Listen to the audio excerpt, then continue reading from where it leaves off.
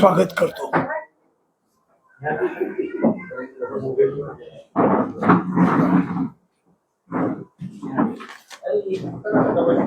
मी माधवराव कुतवळ,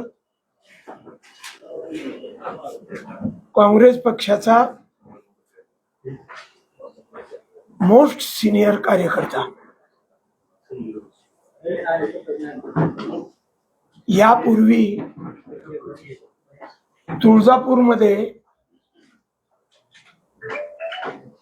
राजकीय भांडणं मारामाऱ्या झाल्या, परंतु ज्येष्ठ माणसांनी येऊन मर्यादेच्या पलीकडे त्या गोष्टी वाढू दिलेल्या नाही। परंतु काल मंगळवार दिनांक 16/12/2025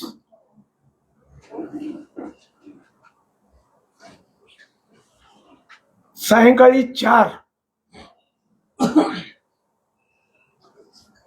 ते 6 वाजेपर्यंत या शहरात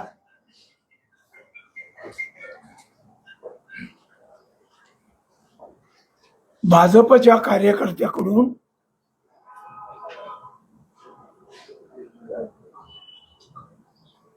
जीवघेणी हत्यार, कोयते, रिव्हॉल्वर, विशेषतः महाआघाडीचे नगराध्यक्ष पदाचे उमेदवार जे 21 तारखेला निवडून येणार आहेतच, त्यांच्या घरापाशी जाऊन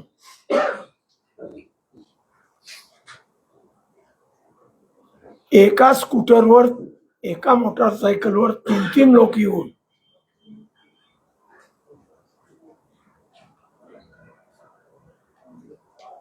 अशा प्रकारची दहशत पसरवायचा प्रयत्न झाला। निमित्त शून्य होतं।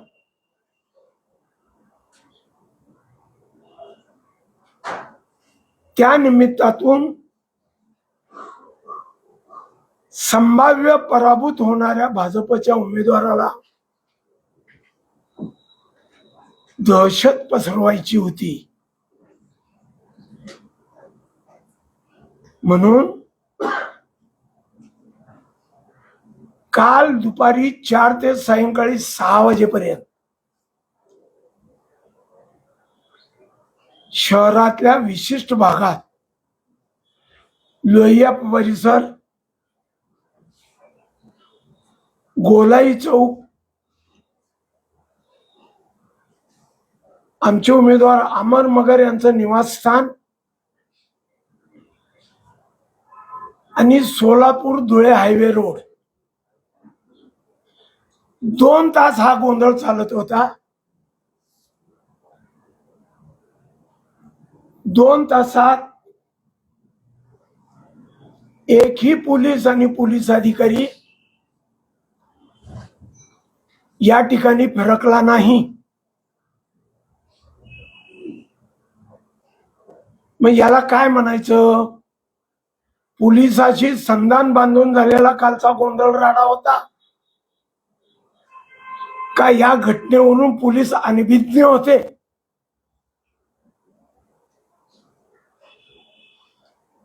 या ठिकाणी आम्ही आमच्या काळात एसडीपीओचंही ऑफिस उघडलेलं आहे। आता 2:30 वाजले। काल 4 ते आज 2:30 वाजेपर्यंत मुख्य गुन्हेगार सापडलेला नाही। डीवायएसपी भाजपच्या बाजूने सिंगल तक्रार दिली तर लवाजमासहित हजर असतात, पण कालपासून एवढा प्रचंड दहशत तुळजापुरात असताना डीवायएसपी रजेवर आहे का जाणून बुजून आलेले नाहीत का त्यांच्यावर राजकीय सत्ताधाऱ्यांचा दबाव आहे? हा प्रश्न निर्माण होतो या ठिकाणी.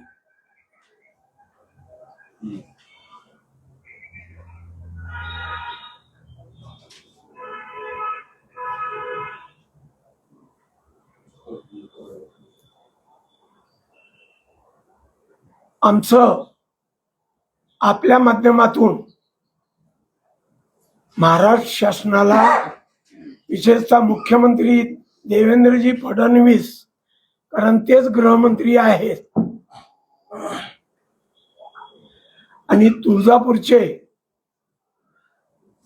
आमदार जे भाजपचे आहेत, वास्तविक आमदाराचं कर्तव्य आहे की असा मृत्यूची झुंज खेळणाऱ्या तरुणाशी आणि त्याच्या कुटुंबियाशी कुठल्याही प्रकारचा आमदारांनी संपर्क केलेला नाही.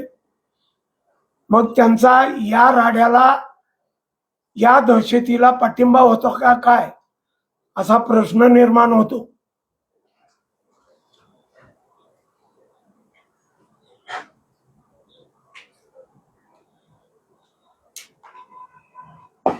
यापूर्वी या ठिकाणी काँग्रेसचे आमदार होते, शेतकरी कामगार पक्षाचे आमदार होते, पण अशा प्रकारच्या घटना ते समोर येऊन मिटवीत होते.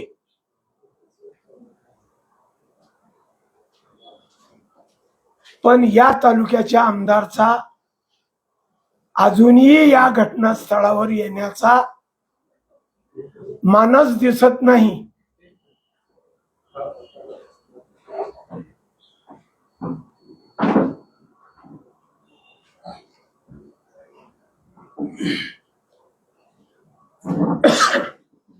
मी आपल्या मार्फत त्यांना सांगू इच्छितो, आम्ही महात्मा गांधींच्या, पंडित नेहरूच्या शांततावादी पक्षाचे आहोत. आमचे मित्र पक्षही शांततावादी विचारसरणीचे आहेत, महाविकास आघाडीचे. प्रतिकार आम्हालाही करायला येतो.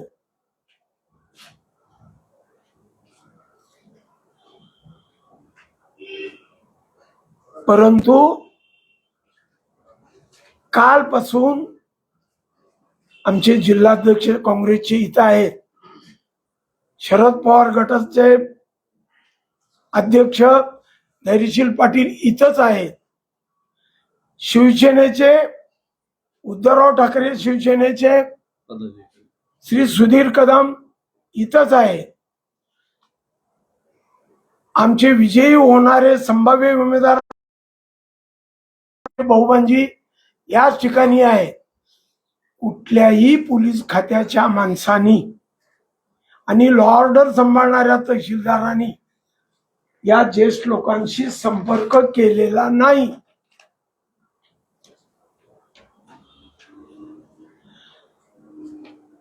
आम्ही वयस्कर असू, पण तरुण मंडळी आमच्याकडेही प्रचंड आहे. त्यांचा जर हा अन्याय बघून, ही दडपशाही बघून वैचारिक उद्रेक झाला, याला जबाबदार कोण?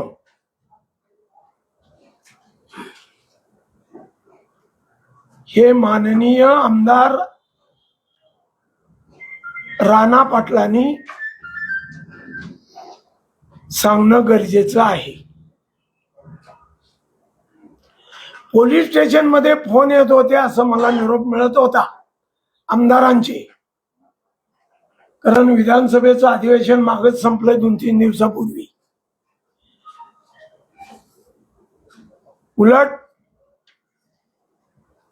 शिवसेनेचे आमदार उभाटाचे, माझ्या माहितीप्रमाणे कैलास पाटील काल या ठिकाणी येऊन गेले, शांतता प्रस्थापित करण्याचा प्रयत्न केला त्यांनी.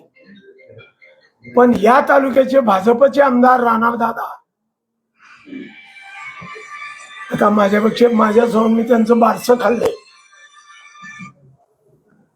पण तरीही त्यांना दादा म्हणतो, कारण लोकांनी त्यांना कशा पद्धतीने असे ना ते निवडून आलेले आमदार आहेत.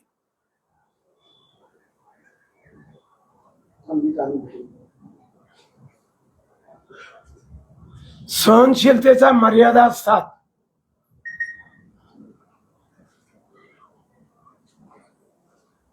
यापुढे महाविकास आघाडी करून अशी जर घटना भाजपवाल्याकडून घडली तर सहन केली जाणार नाही, त्याला प्रत्युत्तर दिलं जाईल.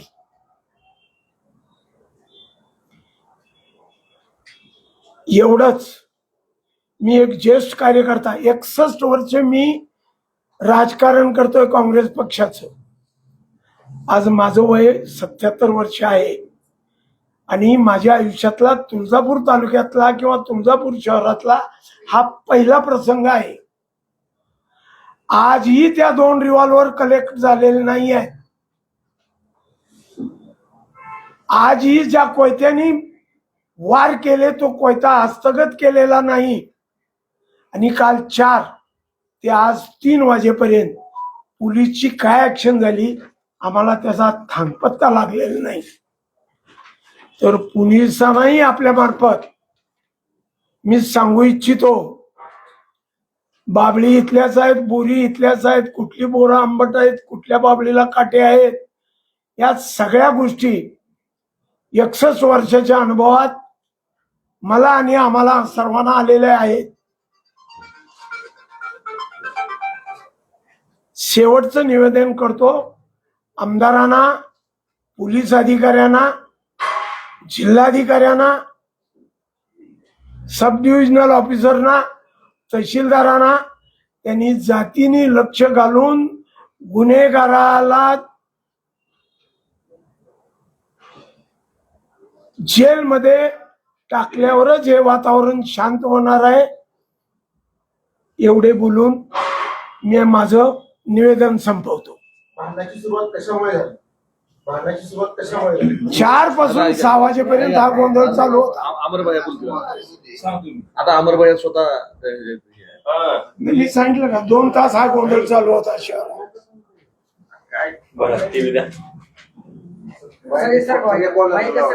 तिकडे घेऊ का?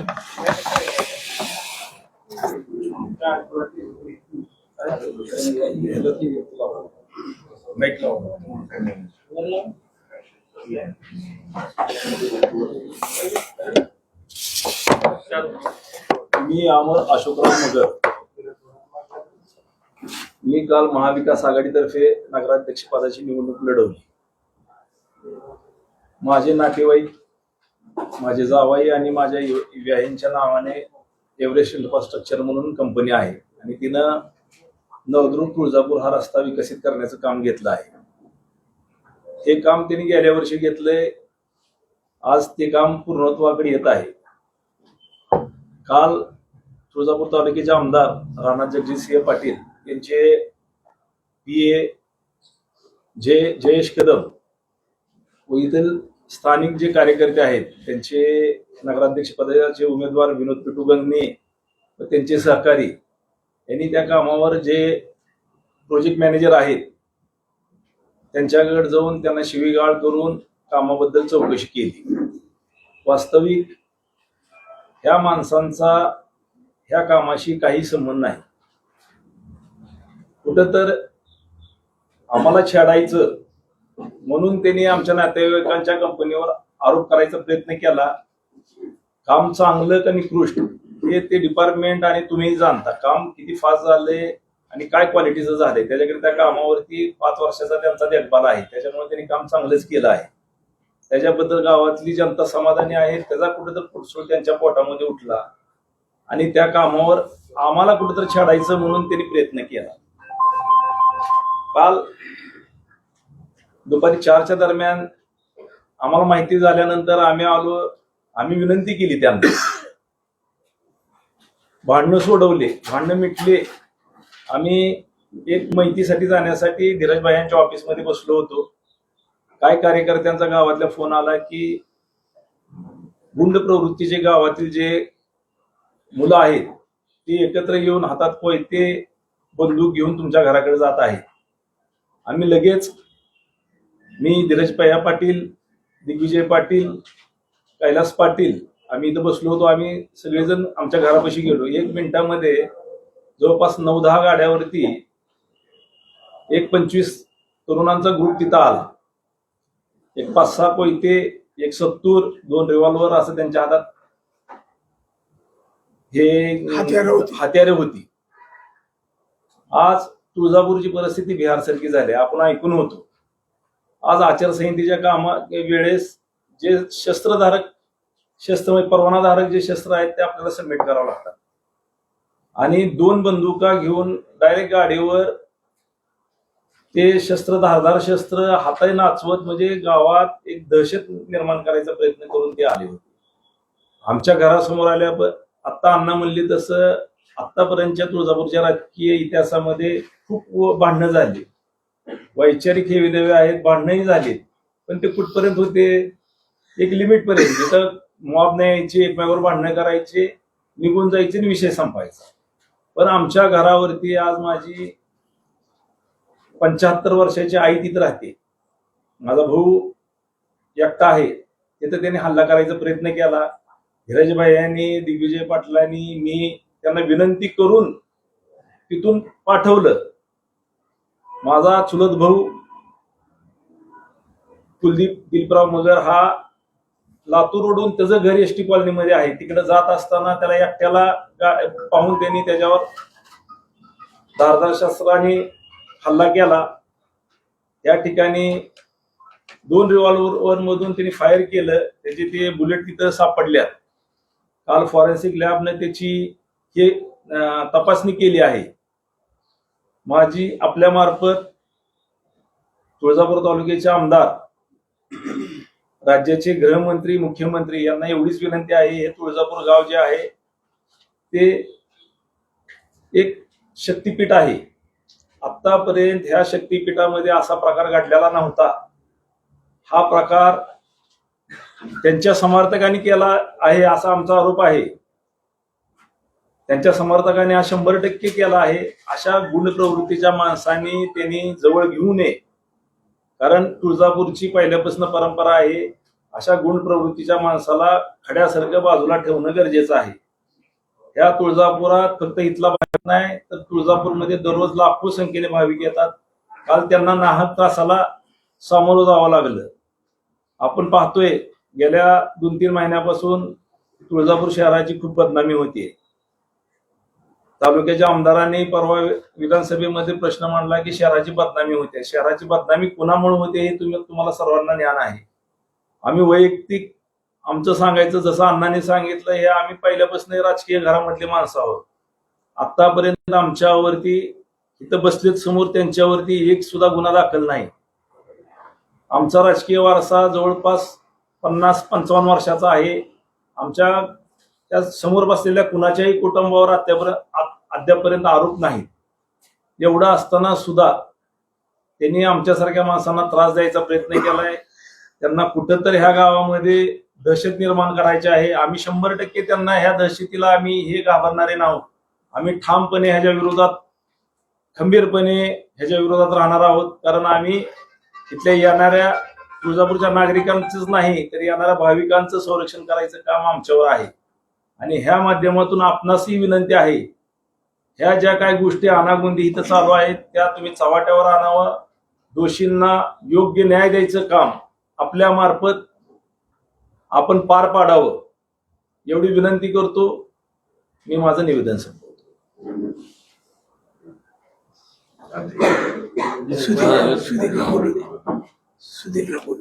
मी बोलतो.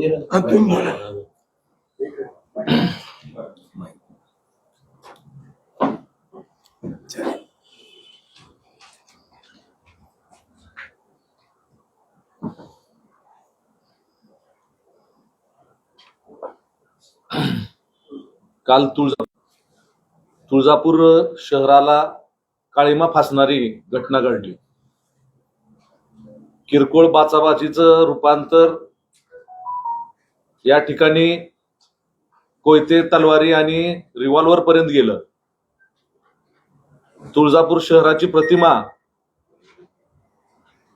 मलिन करण्याचं काम भाजपा उमेदवार, नगराध्यक्ष पदाचे उमेदवार विनोद पिटू गंगणे आणि त्यांच्या सहकार्याने केलं. भांडण मिटलेलं असताना सुद्धा काही लोकांनी उचकटून काढून या ठिकाणी आमच्यासारख्या हल्ला करण्याची मजल त्यांची गेली. आज सत्तेचा माज, पैशाची मस्ती आणि त्यांना वरदहस्त कोणाचा आहे हे तुम्हाला सगळ्यांना माहिती आहे. आज त्यांना भाजपसारख्या एखाद्या पक्षानं त्यांना उमेदवारी दिली जे ड्रग्ज मधले आरोपी आहेत. आज ह्या ड्रग्ज मधल्या आरोपींमध्ये हा मूळ उमेदवार असताना सुद्धा आणि आजचे कालचे सुद्धा जे काही आरोपी आहेत हे त्यातलेच आहेत. आज FIR च्या माध्यमातून तुम्हाला सामोरे येईल असते, परंतु ह्या लोकांनी जो काय हल्ला केलेला आहे त्याचे CDR तपासून मला वाटतं की ह्यांच्यावर योग्य ती कारवाई होणं गरजेचं आहे. आणि हा मास्टर माइंड जो आहे त्याच्यावर सुद्धा या ठिकाणी कारवाई होणं गरजेचं आहे. आज काही जणांशी संगनमत करून, पोलिसांची संगनमत जर करून यांनी गुन्हे दाखल नाही केले तर महाविकास आघाडी म्हणून आम्ही रस्त्यावर उतरू आणि त्यांच्या विरोधात या ठिकाणी आंदोलन करू. आज तुळजापूरची तर प्रतिमा मलिन बदनाम करण्याचं काम हे भाजपवालेच या ठिकाणी करत आहेत, परंतु नाहक बदनामी आमच्यावर घालत आहेत. आज या घटनेला जबाबदार कोण या इथल्या आमदारांना, राणा पाटलांनी उत्तर देणं गरजेचं आहे की कोण पोचताय तुम्हाला. काल SP मॅडम कडे भाजपची किती पदाधिकारी गेले की हे करण्यासाठी, त्यांना मॅनेज करण्यासाठी. ह्याचं उत्तर सुद्धा या आमदारांनी देणं गरजेचं आहे. मला वाटतंय की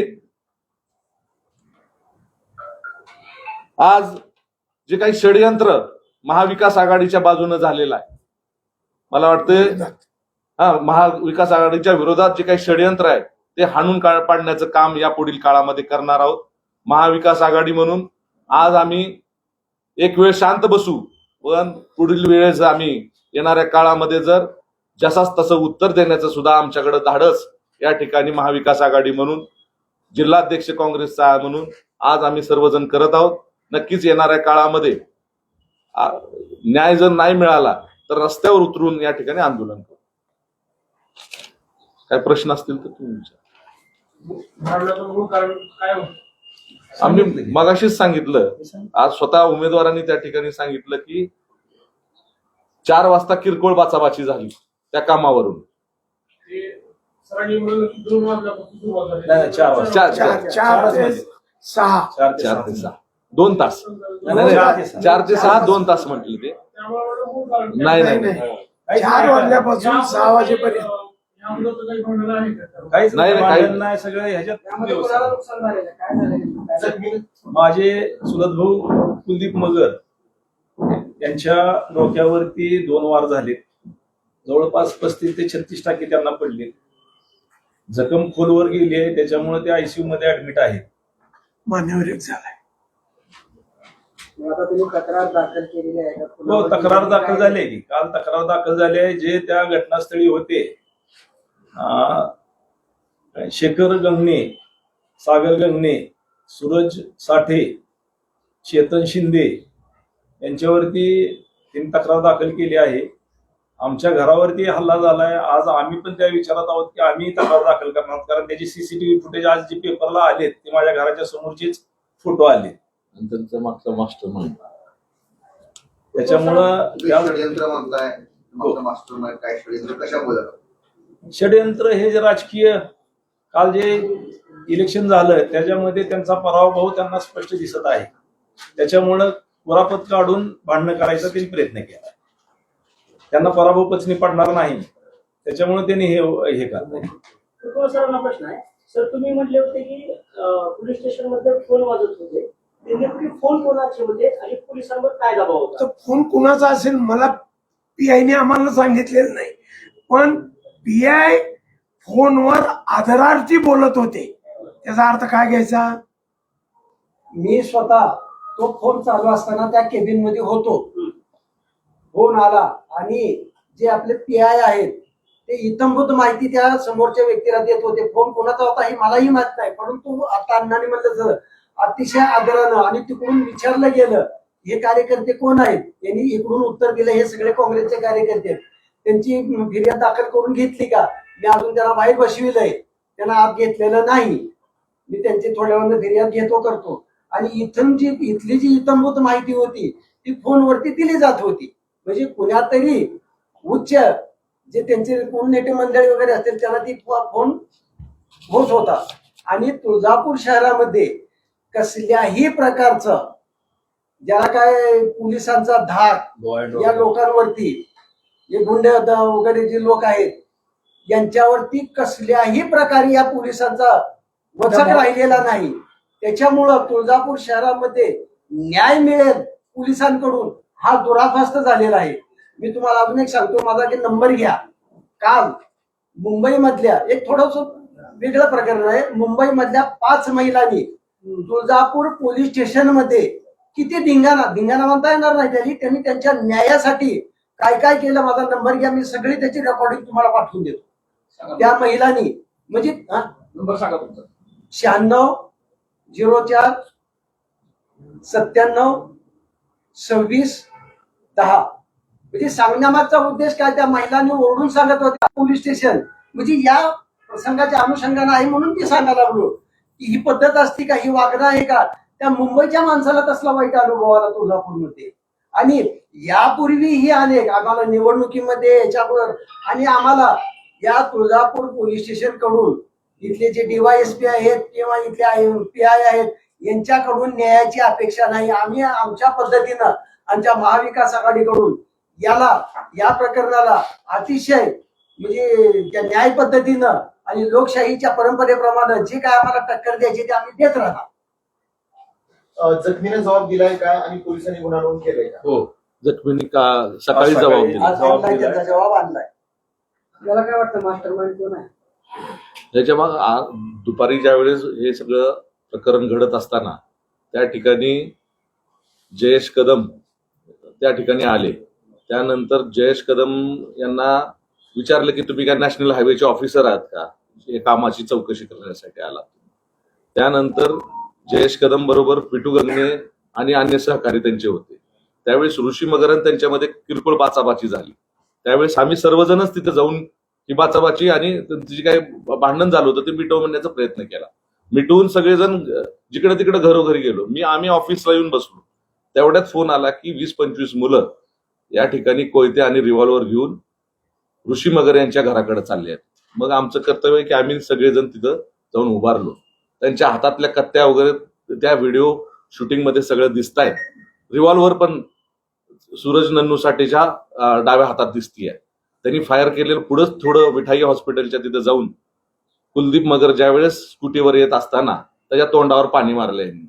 आणि ही सर्व मंडळी मला वाटतंय की नशेत होती आणि ह्यांना ड्रग्सची नशा आणि दारूच्या नशेमध्ये काहीच कळत नव्हतं. मला वाटतंय की त्या ठिकाणी त्यांनी रिव्हॉल्वर लावली, एक रिव्हॉल्वर फायर केली. त्यावेळेस त्या कुलदीप मगरला वाटलं की मला रिव्हॉल्वरची गोळी लागली आहे का. तो म्हणाला की मला रिव्हॉल्वरची गोळी लागली आहे का. असं ज्यावेळेस सांगितलं त्यावेळेस एकानं मागून त्याला मारहाण केली, म्हणजे कोयता मारला. जवळजवळ 2 ते 3 वार झाले आणि त्या ठिकाणी रक्तबंबाळ झाल्यानंतर आम्ही ज्यावेळेस तिकडून ऋषी मगर यांच्या घराकडनं अमरभाई यांच्या घराकडनं पळत आलं त्यावेळेस पोलिसाची गाडी आली. त्यावेळेस कुलदीप मगरनं 2 जणांना पकडून ठेवलं होतं त्या मारहाणीच्या काळामध्ये. ते 2 मुलं त्या ठिकाणी पोलीस स्टेशनमध्ये आहेत. ह्याच्यावरून कळतं की दुपारची बाचाबाचीच्या कारणावरून ह्या मुलांना उचकवून या ठिकाणी भांडण करण्यास लावणारा हे मास्टरमाइंड विनोद पिटुगामी आहे. रिव्हॉल्वर घेऊन फिरणारे 2 कोण? एक नाव सांगितलं. कुठलं रिव्हॉल्वर घेऊन फिरणारे आणि किती राऊंड फायर झाले? 2 राऊंड फायर झाले. एक तर आता तुम्हाला सीसीटीव्ही फुटेज मध्ये कळेलच ते, कारण की विठाई हॉस्पिटलचं सीसीटीव्ही फुटेज पोलिसांनी या ठिकाणी हे केलेलं आहे, ताब्यात घेतलेलं आहे. त्याच्यावरनं सगळ्या माहिती चौकशीत पुढे येतील. नक्कीच या ठिकाणी कोण फायर केलंय, कारण की आम्ही ह्या बाजूला होतो सगळेजण. पण ज्यावेळेस फायरचा आवाज आला त्यावेळेस आम्ही पळत सुटल्यानंतर त्या ठिकाणी ते पोलीस आल्यामुळे ते बरेचसे पळून गेले. तर नक्कीच आरोपी या ठिकाणी सापडते. गुन्हा दाखल होण्यासाठी विलंब का लागला? काल त्याची प्रकृती जी आहे ती सिरियस होती. काल रात्री जवळपास 2च्या दरम्यान त्याला स्टिचेस घेतले. अतिरक्त गेल्यामुळे त्याचा BP कमी झाला होता आणि त्याची मानसिक परिस्थिती नव्हती म्हणून आम्हीच साहेबांना म्हणलं की त्याच्यावर एवढे हे झाले, आता रात्री त्याला झोपू दे, उद्या सकाळी हे केलं. काल पोलीस आले होते काल पण त्याला. बाकीचे आरोपी अटक व्हायला पाहिजे ना. फायर केलेले आरोपी अटक करा ना. ठीक आहे, त्याचा जबाब नंतर घेऊ शुद्धीवर आल्यावर. बरं, अटक ज्यावेळेस आम्ही घटनास्थळी जात अशा असताना कितीतरी गावठी रिव्हॉल्वर तुळजापूरमध्ये आहेत अशी चर्चा आहे. आपल्या माध्यमातून एवढंच आहे की ज्यांच्या जवळ आहे ते पोलीस रेकॉर्डला पण त्यांना माहिती आहे. ह्या दोनच नाहीत तर आणखी खूप आहेत. त्याची सगळी योग्य तपास पोलीस यंत्रणेने करावा आणि जे असे शस्त्र बाळगतात त्यांच्यावर कारवाई करावी. आणि- साधारणतः किती क्षेत्र असलं अवैध क्षेत्र किती असलं? अवैध किती असते गावठी कट्टे? गावठी कट्टे माझ्या हिशोबानं कमीत कमी 10च्या पुढे असते. एक आणि- अंदाजे 10 ते 20च्या दरम्यान नक्कीच आहे. ज्यावेळेस इथून आम्ही जाताना आम्हाला सांगितलं गेलं की इकडून मोटरसायकलवर सगळी पोरं कोयता आणि रिव्हॉल्वर घेऊन यायला लागलेत, तुम्ही तात्काळ तिकडं ऋषी मगर यांच्या घराकडे जात असताना डीवायएसपी साहेबांना मी फोन केला की डीवायएसपी साहेब या ठिकाणी असं असं व्हायला लागलंय आणि लोहिया नगरला त्या ठिकाणी तुम्ही या. आणि समोरच आम्हाला तिथं नवीन स्टँडच्या तिथं म्हणजे आता जे काही जुनं स्टँड आहे चौकाच्या तिथंच गाठ पडले. आम्ही रस्त्यावर थांबून डीवायएसपीनं सांगितलं की तिथं लवकर या नाहीतर अनर्थ घडेल. त्यानंतर 15 मिनिटांनी त्या ठिकाणी ते आले आणि मांजरे साहेबाला तिथं घेऊन आले आणि रेड हँड सगळे पकडले ना तिथं. त्यांनी बघितलं नाही सगळी परिस्थिती. त्यामुळं आरोपींना तिथं या ठिकाणी शहानिशा करायची किंवा त्यांना अभय देण्याचं कारण काय?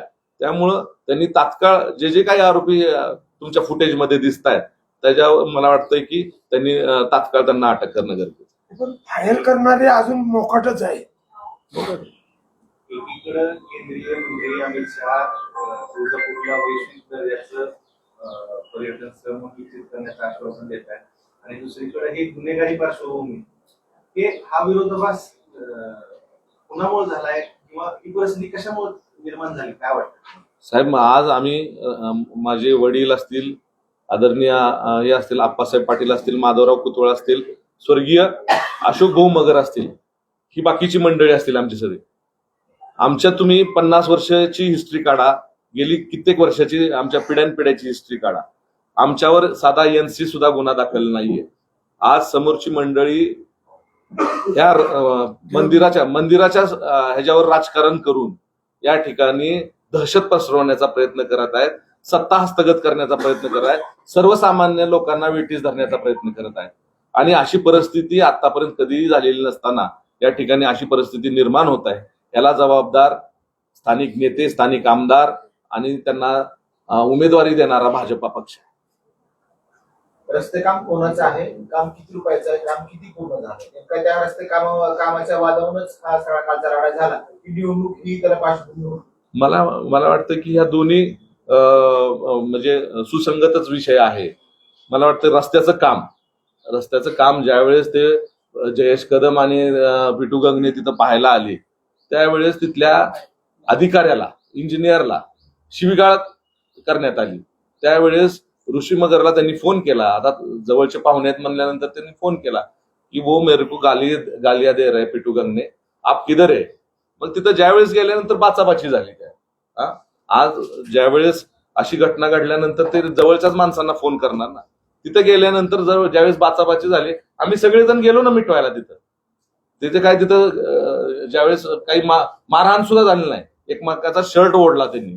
तिथे शर्ट ओढण्याच्या भांडणावरून तिथं जर सगळं मिटलेलं असताना एवढे कुरापत काढायची गरज काय होती? कुठलीही तक्रार नाही, काय नाही. आम्ही जर म्हटलं त्यांना की तुम्हाला ह्या कामाबाबत जर काही तक्रार करायची असेल तर तुम्ही रितसर तक्रार करा, तुम्ही त्यांचं बिल अडवा, तुम्ही काही करा ना त्याचं पुढचं. पण तुम्ही इथं येऊन शिवीगाळ जर करत असताल, त्याला त्या काम करणाऱ्याला जर मारहाण करत असताल तर हे उपयोगाचं नाही. आणि एवढ्या ह्याच्यावरून जर हे अशा गोष्टी होत असतील ह्याला राजकीय पण वळण आहे. काम किती रुपयाचं आहे? ते आपल्याला कुठं माहिती, ते ऑफिस सांगेल. हे काम जरी नातेवाईकांचं असेल तर आम्ही कधीच त्याच्यामध्ये आतापर्यंत इंटरफेअर केला नाही. इथलेच गावातले सगळेजण आहेत. जर काय अडचण असेल तर तेवढं सांगायचं. आल्यानंतर नातं जुळलंय त्यांचं. चला, थँक्यू, सगळ्यांचा आभारी आहे. आभार. असं